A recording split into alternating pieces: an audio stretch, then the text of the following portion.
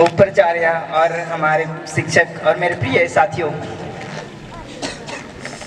यहाँ आने से पहले मुझे मेरे मामा ने बोला अंबिकापुर जाएगा जेवियर स्कूल में, ऐसे करके बोले। तो मैं सोचा अंबिकापुर तो बहुत बड़ा शहर है और मैं तो कभी मतलब इससे पहले कभी इतना बड़े शहर में नहीं आया था। बचपन में गया था होगा बट याद नहीं है मेरे को। तो फिर सबसे पहले सोचा जब अंबिकापुर बोले ही, तभी सच बताऊं तो मेरे को सबसे पहले एक गाना याद आया और वो गाना है एरे गुया अंबिकापुर वाली।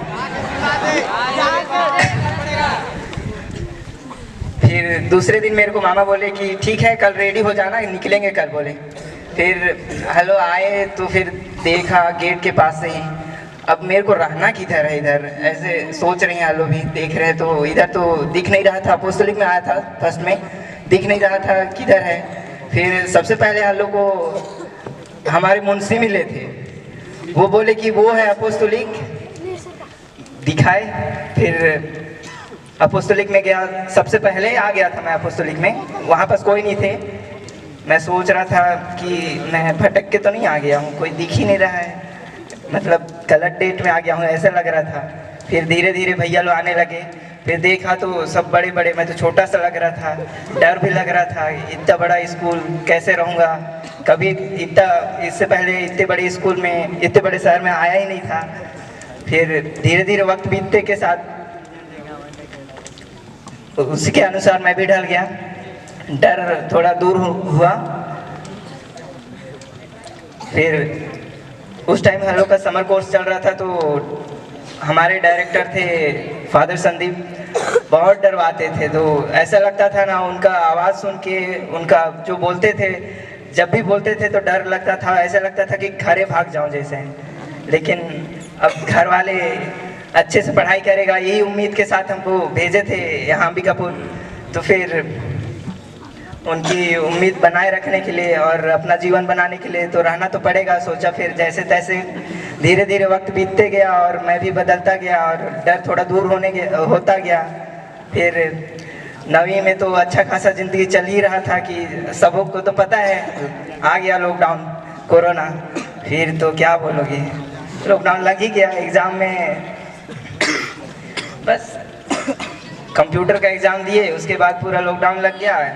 घर जाने के बाद तो कभी आने का मन ही नहीं किया, और जब आने का मन किया तो फिर से आने के बाद में और भगा दिए कि फिर से लॉकडाउन लग गया है। अपोस्तलिक में हेलो ठहरे थे, फिर और भगा दिया हेलो को, जाओ फिर से अब आ गया तुम लोग का जो भी फ्रेंड मतलब इसी के इंतज़ार में थे ना, ऐसे करके बोले।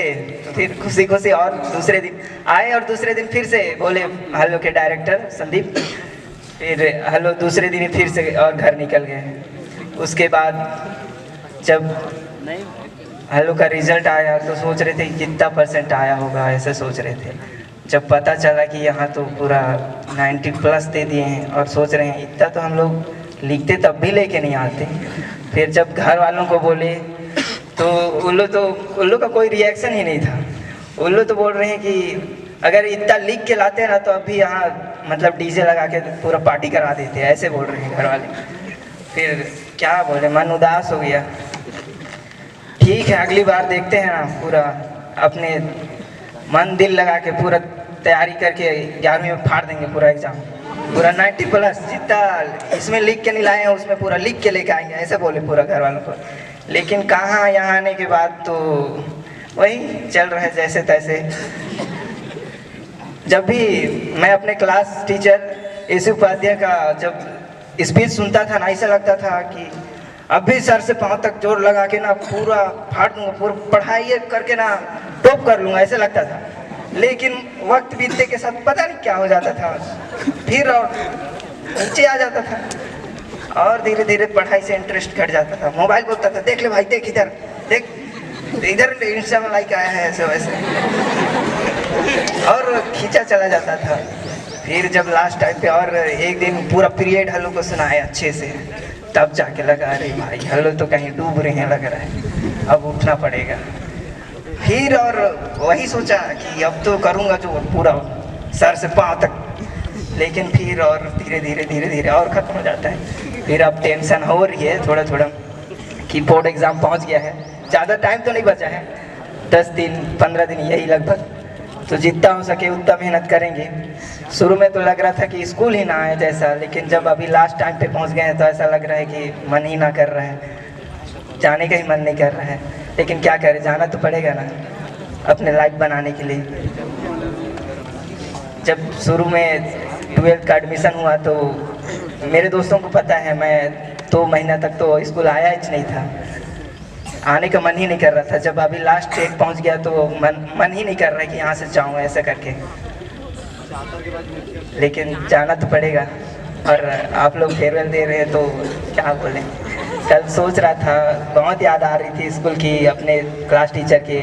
आप लोग जो इतना प्यार दिए, अपने क्लास टीचर जो भी 9th से लेके 12th तक थे, बहुत प्यार दिए थे, बहुत याद आ रहा था। कल यही सोच रहा था, कल पता नहीं आंसू आंसू मत आ जाए ऐसा सोच रहा था, लेकिन नहीं, ऐसा कुछ नहीं होने वाला। बस खुशी हो रहा है और दुख भी हो रहा है कि छोड़ के जा रहे हैं, लेकिन जाना तो पड़ेगा, कुछ करना है तो फिर आगे बढ़ना तो पड़ेगा, पीछे तो छोड़ना ही पड़ेगा। जो हुआ सो अच्छा हुआ। आप सभी को थैंक यू इस स्टेज में मुझे बुलाने के लिए और अपना अनुभव मतलब शेयर करने बोलने के लिए। मुझे बहुत अच्छा लगा कि आप लोग मुझे स्टेज में बुलाए और अपना अनुभव बताने के लिए बोले। मैं सोच रहा था क्या बोलूं, कैसे बोलूं, बस हो गया, जो अनुभव था बता दिया। Thank you.